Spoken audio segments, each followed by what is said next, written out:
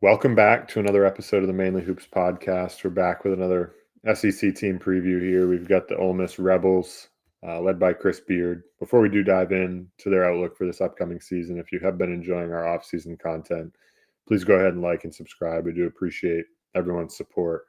But looking here first at the offensive side of the ball, Cody, what strengths do you see?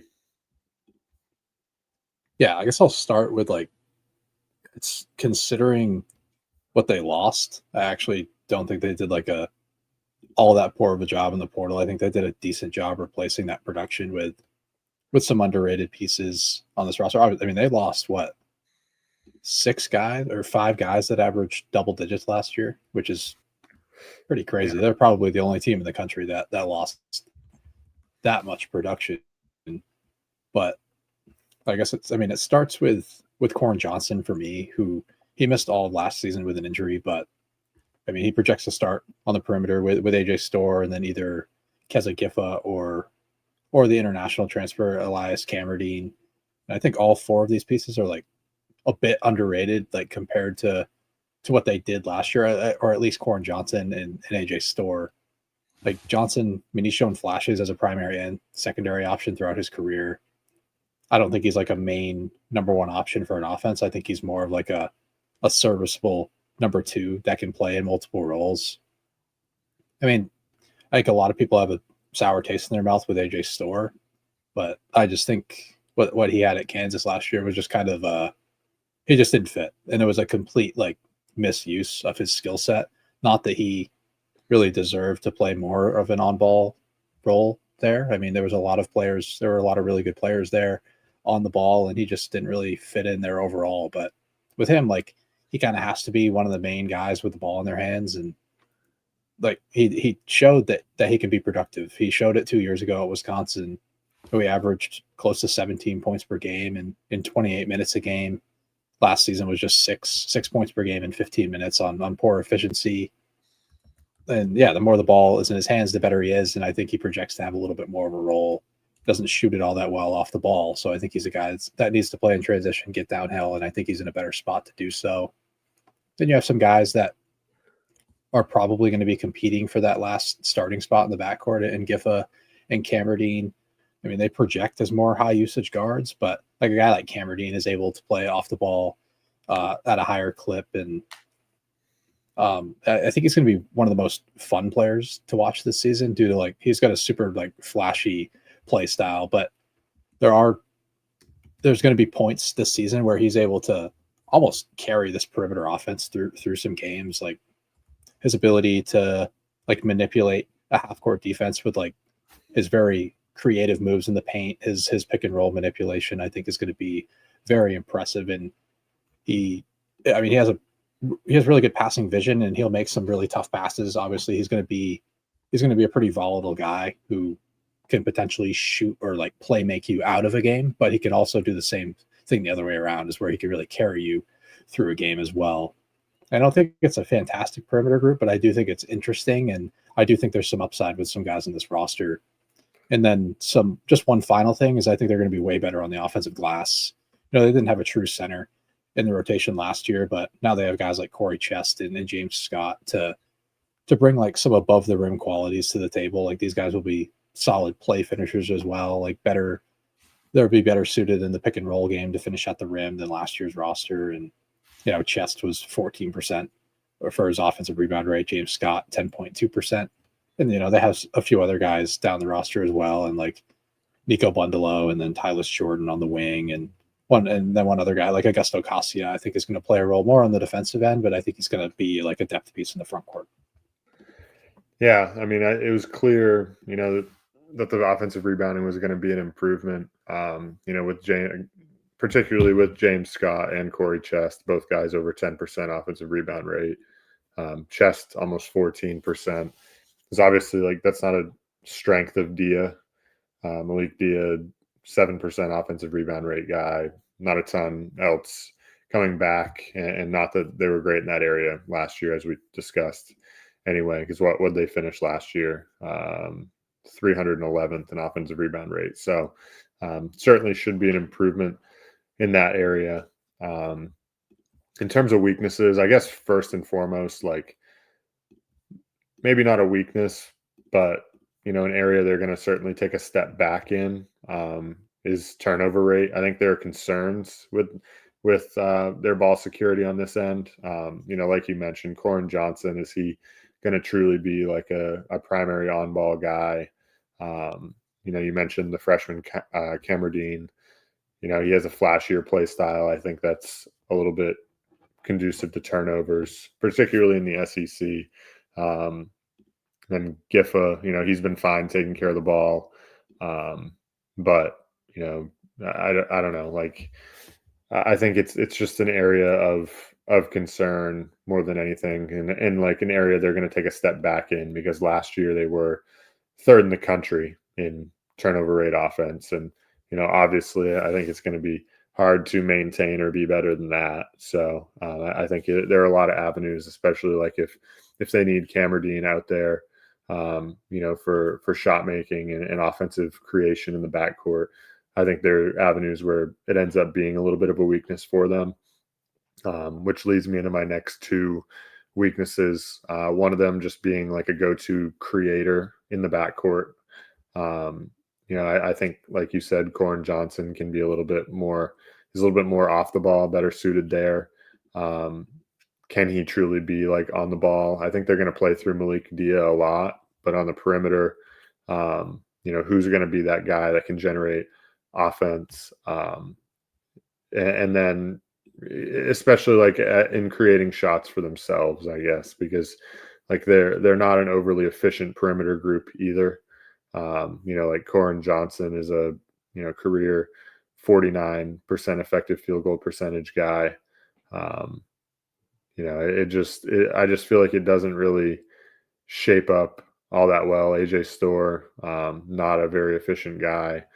And then one final thing to note on this side of the ball, I think that the overall shooting efficiency and then the off ball shooting in general, I think it is pretty lacking. Like Corin Johnson shoots it pretty well, but then like Giffa is like a 31% 3-point shooter.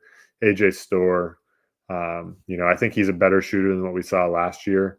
But his last 2 years, 29 and 32% between his time at Wisconsin and Kansas.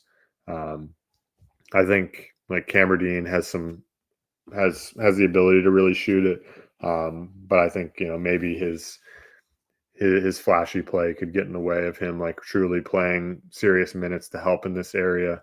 So I think just like overall the guard group in general on the offensive end is a concern for me. Yeah, I think the creation aspect is more of like a swing skill for this roster than is like a true weakness at this point in time, and like figuring out like who that true number one guy is going to be, because I do think they have like multiple candidates. Like we've seen Store, like he's done it before and he hasn't been hyper efficient in that role, but he has been a guy that's able to win you games. He's able to break out and score 25 to 30 in a game. He showed that at Wisconsin. And then a guy like Cameron, and I think I'm higher on to be able to do that, particularly in a half court setting. It's just a matter of like who's going to do it and who's going to do it with efficiency, like you mentioned. And that has been an issue for Chris Beard offenses. Like even like last season, like they really struggled with shot diet. This was an offense that really struggled to get to the rim last season, but they had the jump shooters to bail them out last season. They took a lot of shots in the mid range, and I don't really think they have those mid-range jump shooters to really bail out this offense this season. And, taking a large amount of mid-range jumpers has been like a consistent theme with Chris Beard offense. As I went and looked back, like even at his Texas Tech offense, it's like they've always been among like the leaders in mid-range field goal attempt percentage. And it just doesn't seem like that's something that's going to change. I believe the coaching staff is exactly the same. So I don't really see any changes being made there. Like, and then the last 2 years or in Beard's tenure at Ole Miss, 98th percentile and 99th percentile in isolation frequency, which, it's probably the least efficient play type in the game. So if you're getting into those actions very often and you don't have those jump shooters to bail you out in the mid range, I think it creates a concern. And, Beard's best finish and effective field goal percentage as a coach has been was 58th nationally, and he hasn't been inside the top 140 in 4 years. So, and if you consider this group to be a little bit less talented on the ball, I think that creates even more causes for concern. Yeah, that's a very fair point. Turning to the defensive side of the ball now, they addressed, as we mentioned, they went front court heavy in the portal. They went to the portal pretty heavily, but they got some good pieces in the front court. Do you see this as being their main strength on the defensive end? For sure. It's a group that didn't really have a ton of rim protection last year, or guys that you can call true rim anchors. And it's just, the additions of James Scott and Corey Chest are going to be key for this defense to, when teams do get to the rim, be able to stop those attempts, because they really struggled in that regard. Last season, they were 30th percentile in rim field goal percentage defense. And this scheme obviously denies paint touches, and they do a good job in the shot volume area, but they didn't have those anchors when the offenses got to the rim.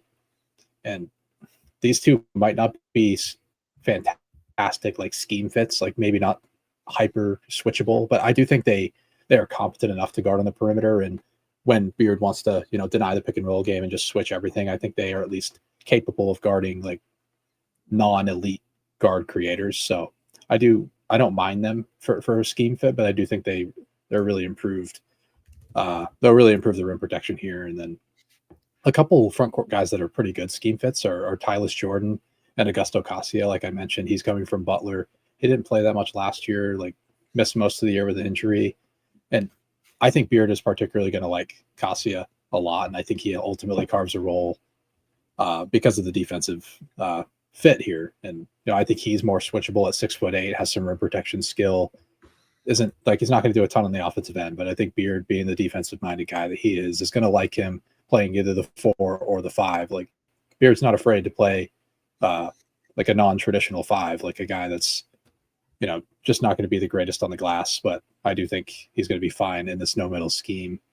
And, this scheme, always forces a high amount of turnovers as well. They were 36 nationally last season and top 60 in turnover rate for Beard defense in all but one season as a head coach. And you have a couple nice playmakers in the backcourt in Corin Johnson and Camerdine, who's always looking to make a play there.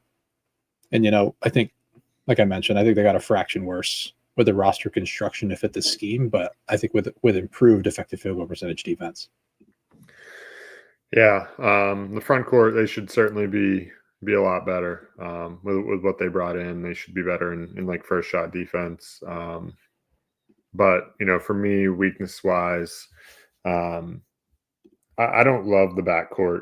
I don't really like Corin Johnson. I think is a good defender, right? We've seen him create a lot of plays on the defensive end. He's got a career 3.1% steal rate. He's been 2.8% or higher in all 3 years. Granted, last year was only 2 games, but he's a nice piece. I think Camerdine has some upside in this area in terms of forcing turnovers. But aside from them, like Keza Giffa, not a good defender, really. AJ Storr has never been much of a defender, more of an offensive-minded guy. Then you're looking at another guy on the perimeter, and like Travis Perry coming over from Kentucky, who isn't really much of a defender, a little bit smaller at 6'1".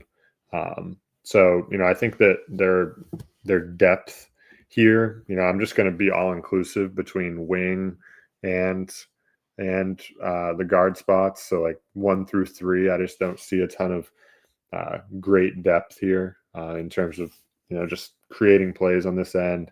I think they're going to take a step back in terms of turnover forcing. Like you said, last year, 36th. Granted, like you said as well, Beard defenses are usually good in this area. I just think there are less playmakers at the guard spots. Like Corin Johnson, really good. I think Camerdine has potential, but I think there are avenues also where Camerdine's minutes are a little bit up and down just because of his volatile play. And then I just think this guard group as well isn't like overly switchable, right? You're looking at, you got guys in the front court that are like 6'9" to 6'11", and then you're at the guard spot and they're all like 6'1", 6'2", and not fantastic defenders. So I think it just creates some issues with switchability compared to like last year's Ole Miss team. Um, and then one final thing, I think they could be a little bit better in this area this year, but typically like they do foul quite a bit. Chris Beard defenses are, with turnover forcing typically comes a lot of aggressive play style. Last year they were 322nd in free throw rate defense. He's never finished better than 171st in free throw rate defense. So I think this is always an area of concern for Chris Beard defenses. I think it'll be a little bit better this year, just with where their strengths lie more on the interior versus on the perimeter. So, we'll have to monitor that, but I think it could be a little bit improved. Yeah, I mean, this is a defense that might look a little bit more like the 2024 defense. I don't think it's 130th like that year's defense was. Like that's the worst defense in the Beard era or in Beard's career by a large margin. But they are a bit less switchable, a lot less switchable compared to last season. And I think they have some solid defenders, and I think the front court's a little more switchable than it kind of seems on paper. But yeah, it's just not really the greatest scheme fit, like I mentioned, and they're not really good on the defensive glass either. And if they're going to take a step behind in forcing turnovers, it creates definitely a worse outlook than last season. Yeah, no doubt. Now looking at MVP for this team and then X factor, in my eyes, these were pretty easy choices. I felt like, but where'd you go here? My MVP, I went with Malik Dia. I just think on the offensive end, he's going to have to bring a lot to the table for the front court. I think he's going to be a really good floor spacing element for this team. And I think he's going to operate if they want to play small ball, he can operate as a small ball 5 and make them a little more switchable than it kind of seems like they are at the moment. Like I do think they have lineups to do that. Like one other guy that I didn't mention was Eduardo Klafke, who's a really nice system fit on this end, just not fantastic on the offensive end. But yeah, Dia was here last year, proved he was productive, only played 20 minutes a game and should play a much larger role on the offensive end. I wouldn't be surprised if he averaged 15 or 16 a game this year. And then my X factor, I went with Camberdeen. I just think he's going to have to do well. I don't think there's a ton of responsibility on his plate, but I think there's more upside with him than there is any of these other guys here. I think his ability in a half court setting, like in the pick and roll game, opening up some other things for this offensive group is one of the bigger swing skills here. Like there's a ton of talent and there's going to be a ton of volatile play with him, but if he can hone in some of that consistency, I think he's a really talented player, and I think he can have a role here. Yeah, that's fair. I went MVP with Malik Dia. I think he's just going to be. They're going to play through him a lot. He's going to be responsible for too much on the offensive end, and he's going to be very productive as he's been, last year and at his previous stop at Belmont as well. But looking at X factor for me, I went with Corin Johnson. I think he can be kind of their best perimeter defender. I had my concerns with the defensive guard group. I think he can be really good on this end, and then the offensive end, I think we saw him shoot it at a solid clip, 37% in his last full season at Washington. They're going to need him to make shots. I think he can be a solid creator to help out Malik Dia. We saw him at a 20% assist rate, 21% last year in 2 games. So I think he's going to be an important piece on both ends of the floor. He's kind of, to me, like a lower risk, high reward guy. Like he was injured all last season. He's a little bit forgotten, it seems like. And so this could be a nice chance for him to reestablish himself here at Ole Miss. Yeah, I was higher on him going into last season when he was going to Louisville, but obviously he got hurt pretty early into the year, and there was a lot of good players on that roster as well. And like when you just look at this team on paper, it doesn't like wow you, but I do think, like I mentioned at the top, I think there's some more undervalued guys on this roster that could surprise. Yeah. So ceiling and floor for this team, where'd you go? Yeah, I said they could finish 8th in the SEC. They could be a 9 seed. 8th in this league is, probably a top 20 to 25 team in the country, maybe in that area. So it's really, it doesn't feel like a high ceiling, but I think, this is the best league in the country. So I think there's a path for them to get there. Chris Beard always has really good defenses, and I think this offense has a little bit of upside in them. So I had their floor at 14th. It's just, like I mentioned, it's just a really good league. I think they're pretty safe from the bottom with their higher floor defense, but I do see some paths for failure on the offensive end. Like the shot diet isn't great. Like they're going to need to knock down mid-range shots at a super high clip, and there's not a lot of creation in the front court outside of Dia. Yeah, I had the same ceiling and floor actually. I think like that's a safe ceiling for them that they could get to. But the teams kind of slated above that, in that 1 through 7, I just don't really see them being better than them, just based on what we know about this roster right now. At their floor, I said 14th as well. Just I don't really see them slipping below a team like South Carolina or LSU for that matter. Like they're safely there. Like we talked about in one of the other previews, it's like, to me, it's like they're in a different tier, right? Even though 15 and 14 are one spot apart, like the jump from 15 to 14 to me feels pretty big in this league this year. Which leads us finally into bold prediction. Where'd you go bold prediction wise? Yeah, mine was Cameron related. I said he has multiple 25-point games this season. It's not that he's going to go out here and average 15 a game for the whole season, but I do think there's going to be a few nights where he just makes every shot he takes and looks like the best player on the floor. So, and if he's making shots, he's obviously going to stay on the floor as well. So yeah, that's what I went with. Yeah, I mean, he's got the play style to do it and blow up in some games. For me, I went with the Corin Johnson stat. I think he can average 12.5 points and 3.5 assists for Ole Miss, which would both be career highs, but not like super big jumps from his last year at Washington, where he was 11.1 and 2.7 in 24 minutes a game. I think he's going to play, a good chunk of minutes here, assuming he's healthy, right? I mean, I think he's like Torvik projects him at 68% of minutes, so we'll see what happens with him, but I think there's an avenue for him to get there.